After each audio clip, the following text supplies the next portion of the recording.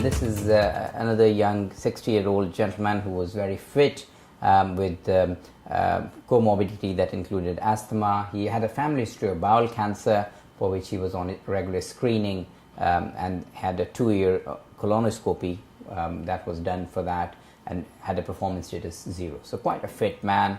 Symptoms at presentation were fatigue, increased frequency and nocturia, and then hydronephrosis on the left kidney that underwent left nephrostomy and stenting. On TURBT, it was a muscle invasive bladder cancer, transitional cell cancer, and the CT scan had shown it to be a T3B N0 M0 disease. We started and offered him on neoadjuvant chemotherapy. He was treated with chemotherapy with gemcitabine and cisplatinum in September. CT scan after 3 cycles had shown there was no evidence of metastatic disease and the bladder tumor had significantly improved. So there was ongoing good response to neoadjuvant chemotherapy. By December, he had completed 4 cycles of chemotherapy and then underwent robotic cystoprostatectomy and lymph node dissection. The pathological sample from the surgery was consistent with still PT3 N0 M0 disease. In May 14, when he had the further scan, surveillance scan, that had shown some very suspicious lung lesions. The largest was measuring 8 millimeters, which was consistent with progressive pulmonary disease. Further scan was done in July 2014, which showed that the lung lesion had increased significantly to 18 millimeter. He consented to enter into clinical trials. He had August 14, he had a colonoscopy for colon polyp that was part of his screening. In September, we did a repeat scan, and the repeat scan showed that the lung lesions had significantly increased, and what was in July 18 millimeter was now measuring 33 millimeter by 27 millimeter. So quite a significant increase within those 6 weeks. We offered him the trial, GEO 29293 study, and he was very keen to enter into the study and entered into that trial program.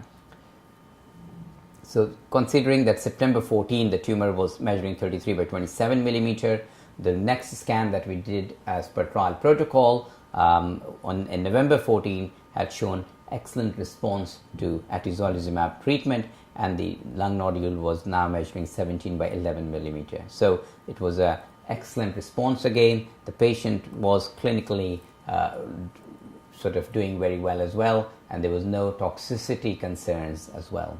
So baseline scan in September 14 was showing a significant disease volume in the lungs, which had significantly shrunken by November 2014. And this response was maintained, and I think that is again interesting. This is June 2016 scan, that the durability of responses that we see in these patients as well.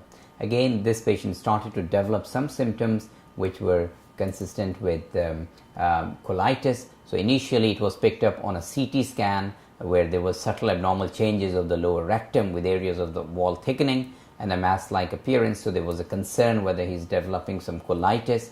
And then in July 2015 he had 2 episodes of perirectal bleed and grade 2 diarrhea. The colonoscopy had shown only mild proctitis, but we withheld the treatment to further treat him with steroids with tapering doses with good clinical benefit, and then treated him with some sulfasalazine as well. In August 2015 we repeated a colonoscopy, and colon biopsy was again showing it was normal and just consistent with chronic proctitis. So we had a long discussion with the Roche Medical Monitors team, and then we restarted him on atezolizumab on 1st of September 2015. December 15 continued to show a stable disease in his on the CT, and the disease was more or less remaining quite stable, with the lung disease as well remained very stable.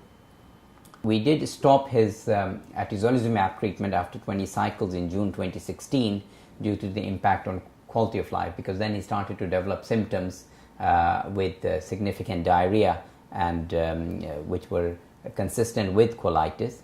But he was treated between October 2014 to June 2016, over 21 months, and he remains still on active surveillance with regular CT scans. And I'm delighted to say that the last CT scan we did was in March of this year, which was again stable. The patient remains very well. He remains clinically very well.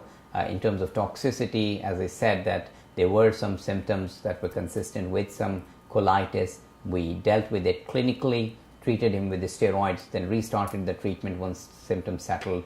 But after 21 months of treatment, when we felt the symptoms of colitis were getting worse, we stopped atezolizumab.